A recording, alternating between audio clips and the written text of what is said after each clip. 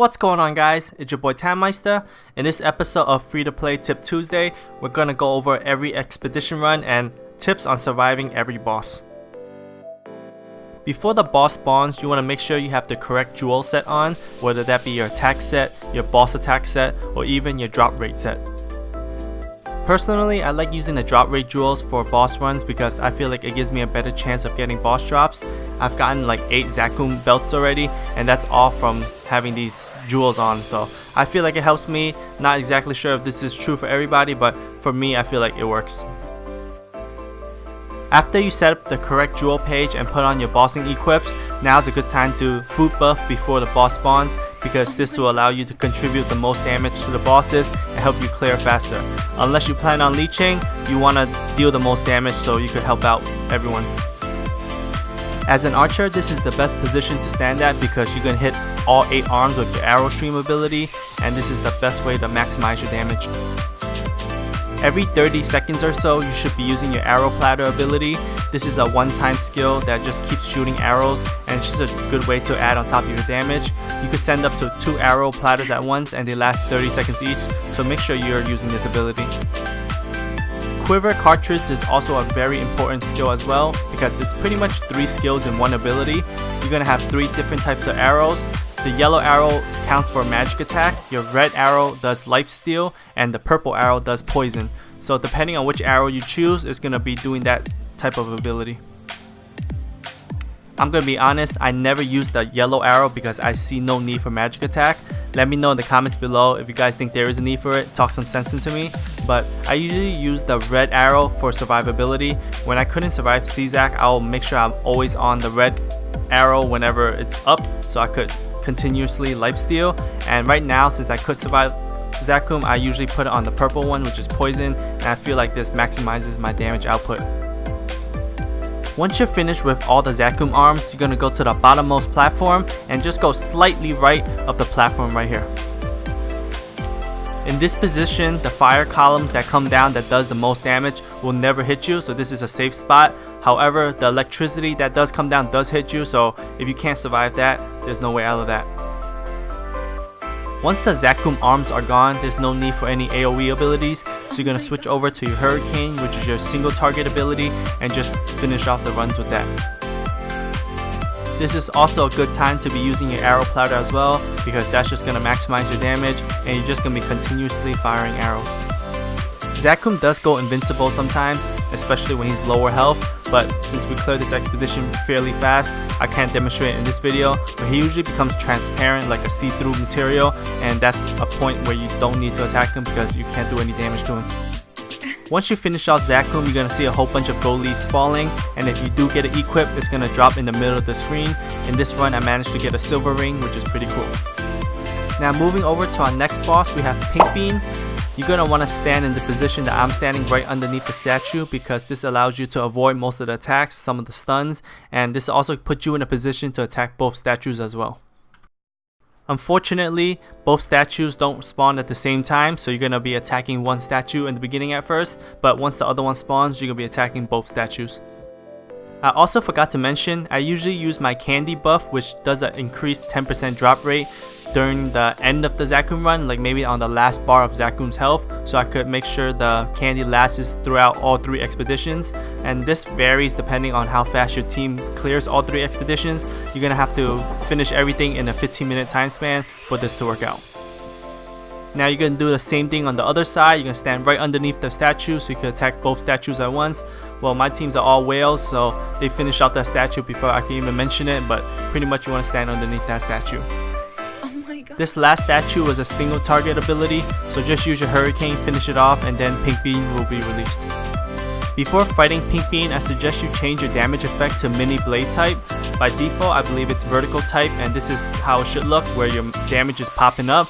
But if you change it to mini blade type, this is better because you want to be able to see when Pink Bean is going to do that damage reflection skill.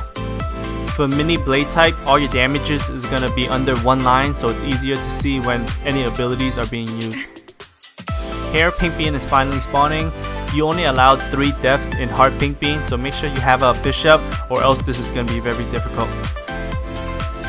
As you can see, I have the mini blade damage effect on, and that's how I was able to see the damage reflection skill being used. Even though I did die, if I had the vertical effect, I would have never seen that damage reflection skill because the damage would have covered it and I wouldn't be able to see when he was going to use it.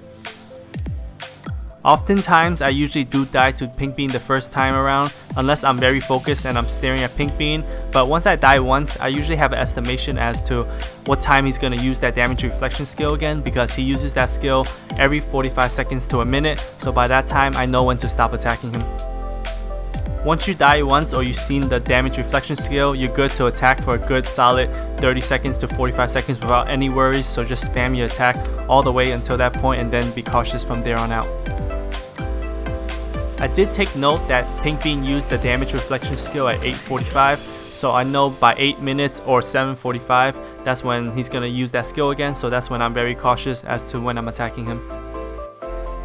Also, another cool thing to note, you could use your arrow platter ability when he's doing damage reflection and you won't take any damage, so that's a cool way to attack him without physically attacking him. So just like any other expeditions, once you finish off the boss, you're gonna have a whole bunch of gold leaves pop off. You're gonna pick it up, and if you have any drops, it's gonna drop in the center of the screen.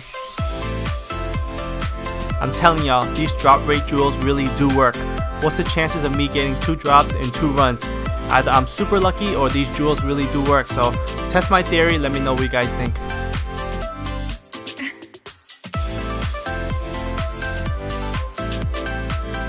Alright, so now we're on to our final expedition, and this is Horntail.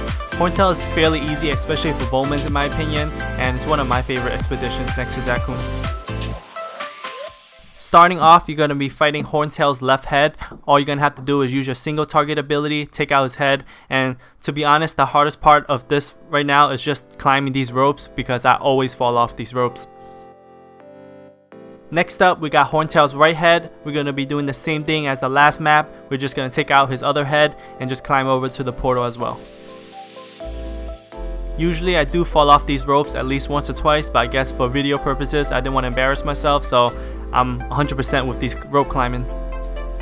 So if you plan on leeching Horntail, this is a great spot to stand because you won't get hit much by Horntail except I believe like a little lightning, but other than that, that's a pretty safe spot to stand. On that note, I just want to say that Horntail is possibly the only boss that you could possibly fail, and by fail I mean like even if you die you may not get equips. For Zakum and Pink Bean, if you die and your team clears the boss, you still could get the drops because you still see all the gold leaves on the floor. But for Horntail, if you die and you're not on the same map as the Horntail being cleared, you're not going to get the equips. You're going to come to a screen with all emptiness and nothing to pick up. I guess what I'm trying to say is either be strong enough to fight it or just leech it. Don't second guess yourself and don't risk failing Horntail. In this position that I'm in, this is the ideal spot to be fighting Horntail because you're going to be taking out the tail first along with 2 of his arms and also the body. And you want to take out the tail first because this is where the stun comes from, and if you take out the tail, it'll be a lot easier to deal with. However, if you want to do the most damage, this is the ideal spot to be standing in because you're going to attack all 3 heads and 2 of the arms and the wings as well. So this is a good position to do the most damage. As I said before, if you're going to leech this run, just stand on the top left side of the map. You won't be taking too much damage. The lightning could possibly kill you, but if you can survive the lightning, you should be good to go and you're not going to fail this dungeon.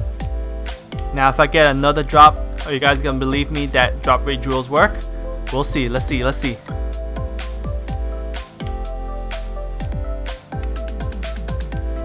Just kidding, it was all a myth. We'll see. Maybe it works, maybe it doesn't work. Let me know in the comments below.